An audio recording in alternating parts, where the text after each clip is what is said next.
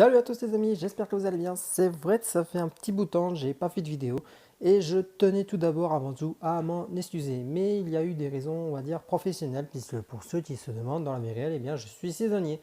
J'ai travaillé en tant que valet de chambre pendant tout l'été au Club Med de Valmorel, donc qui est en Savoie. Donc si vous voulez, vous pouvez aller regarder sur internet pour savoir où c'est précisément et vous verrez donc le site en question. Mais pour ma part, je vais bien, je me porte bien, c'est le principal, mais j'ai vraiment pas eu beaucoup de temps depuis que je suis rentré, depuis ce début de septembre, donc je tiens vraiment à m'en excuser pour ça, mais rassurez-vous, j'ai eu le temps un petit peu de suivre l'actualité sportive de l'été, que ce soit le Mondial 2019, remporté par les Américaines au détriment des Néerlandaises, des euros, d'ailleurs bravo aux Américaines. C'est dommage pour nous les Français, puisqu'on a été éliminés en quart de finale par les futures championnes justement donc les américaines. J'ai également suivi aussi la Formule 1, évidemment, avec la domination outrageuse de Mercedes et les deux très belles victoires de Charles Leclerc, que ce soit à Spa-Francorchamps et à Monza, où ça a été vraiment une lutte acharnée contre Lewis Hamilton, notamment lors du 23e tour, où il a gentiment poussé la Mercedes en dehors de la piste, mais bon, sans conséquences majeures. Et puis il y aura également le cas Sébastien Vettel qui fait jaser depuis l'année dernière où il n'est plus vraiment en odeur de santé. Et je vois beaucoup de commentaires très critiques sur le fait qu'il ne devrait plus être pilote numéro 1 chez Ferrari, qu'il devrait passer numéro 2 ou qu'on devrait même le dégager. Mais moi je ne suis pas trop d'accord avec ces avis-là. C'est quand même, il a été 4 fois champion du monde et il nous a quand même fait de très belles choses durant sa carrière. Alors c'est vrai que c'est pas facile de porter sur les épaules Ferrari. Bon, il a quand même redressé l'écurie dans un sens, mais c'est vrai que depuis l'année dernière, il n'est plus vraiment en odeur de santé. Alors, est-ce qu'il doit prendre une année sabbatique pour mieux repartir? Peut-être. Est-ce qu'il doit partir de chez Ferrari et retourner chez Toro Rosso? Pourquoi pas aussi? Après, il y a beaucoup de questions qui circulent. J'entends des rumeurs aussi comme quoi il pourrait retourner chez Red Bull. Mais bon, là encore une fois, c'est vraiment un sujet très difficile à débattre. Et je pense que seuls les youtubeurs spécialisés comme Hydro, comme Jeff Harvick ou comme Despiello pourront vous en parler. D'ailleurs, allez sur leur chaîne, hein, eux ils ont vraiment tout un sujet là-dessus intéressant. Donc eux ils pourront vraiment vous en parler clairement plus que moi. Je pense que eux seuls pourront donc vous dire vraiment ce qu'ils en pensent. Mais c'est vrai que ça sera un sujet à débattre. On peut aussi parler de la situation de Haas qui est vraiment catastrophique cette année. La voiture a été très mal conçue, que ce soit aérodynamiquement comme le châssis, le duo Magnussen-Grosjean qui se prend la tête à plusieurs reprises sur certaines courses. En plus, ils perdent leur sponsor principal Rich Energy suite à des problèmes mais complètement dingues. Donc c'est vrai que là aussi ça pose beaucoup de questions puisque chez Renault on a déjà le duo pour l'année prochaine.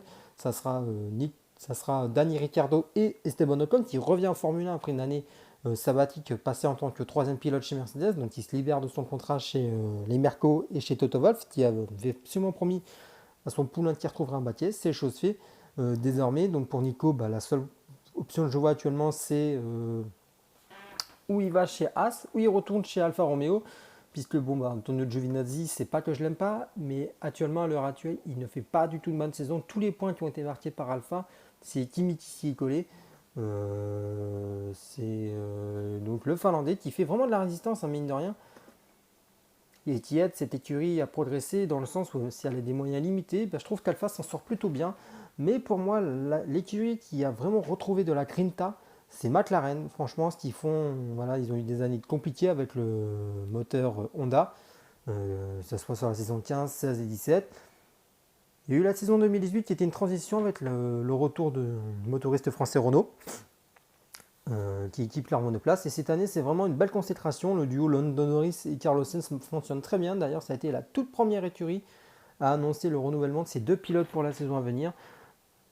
Même moi, le gamin de 19 ans, l'anglais, me fait forte impression, Lando Norris. Donc, même s'ils ont eu deux grands prix très compliqués où le moteur a lâché deux fois de suite, alors que Lando a été à deux doigts de boucler une très belle cinquième place en Belgique, et bien son moteur qui lâche. Et c'est là, malheureusement aussi, qu'on a appris le triste décès d'Antoine Hubert.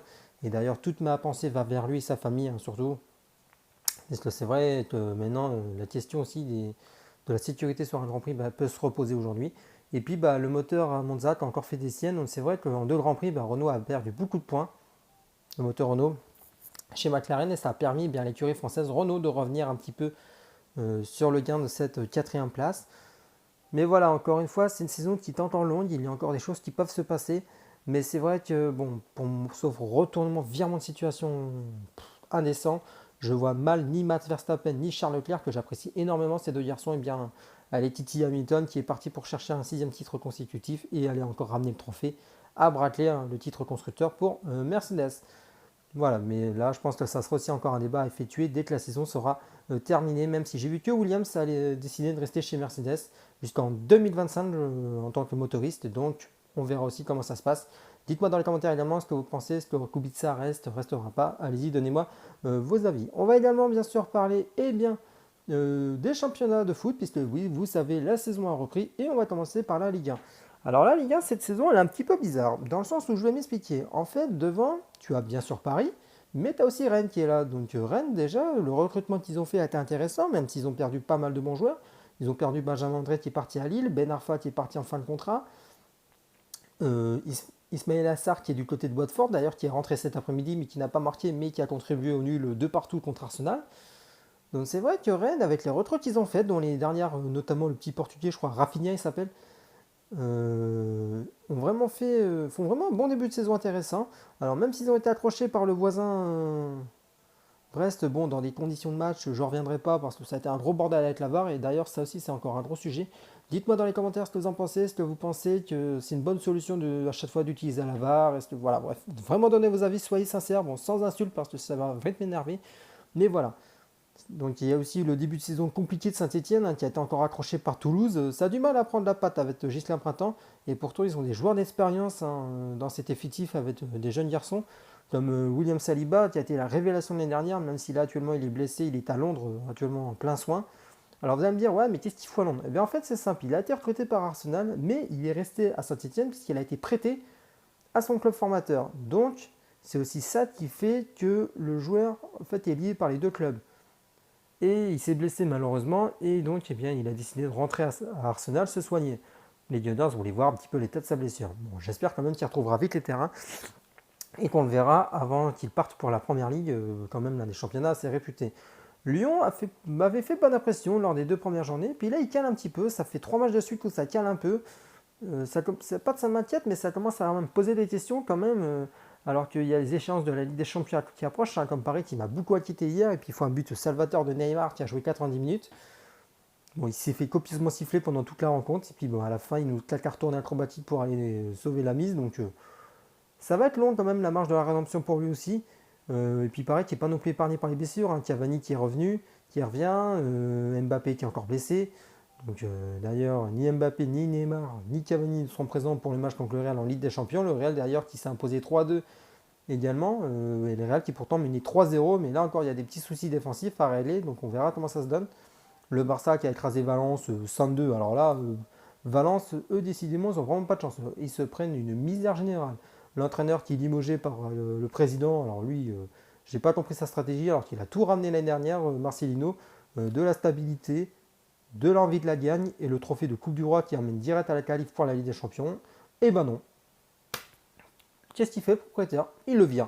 Donc ça a provoqué une furia, comme on dit, dans le vestiaire. Et même Dani Parreiro, le capitaine, ne s'est pas privé de critiquer ouvertement son propriétaire. Donc je ne sais pas comment les choses vont se passer, mais j'ai bien peur que la saison de Valence soit très longue. Comme le cas à Marseille où c'est vraiment un début de saison mitigé, ou comme à Monaco où ils sont comme sur l'année dernière, ils n'arrivent pas à enchaîner les matchs, ou alors ils se font critiquer sur des décisions arbitrales. Donc courage à ces équipes-là, surtout à Monaco, je pense qu'ils vont en avoir vraiment besoin. Certes, ils ont recruté des joueurs intéressants, mais ça va être vraiment une saison compliquée pour eux. Les Jardins n'arrivent pas à trouver les ressources pour vraiment mettre cette équipe dans les bons rails. En plus, ils ont perdu Falcao qui est parti à Galatasaray, Sidibé qui est parti se faire une pige en Angleterre pour retrouver un peu son niveau.